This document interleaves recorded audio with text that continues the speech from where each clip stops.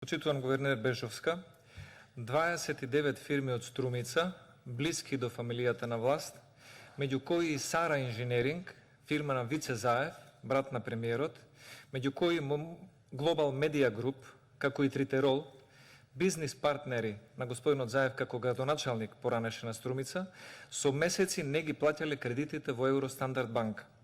Со што овие 29 струмички фирми, меѓу кои фирмата на Вице Заев, од банката оствариле ќар добивка преку неплаќање на кредити од 12 милиони и 800 илјади евра на штета на сите други штедачи.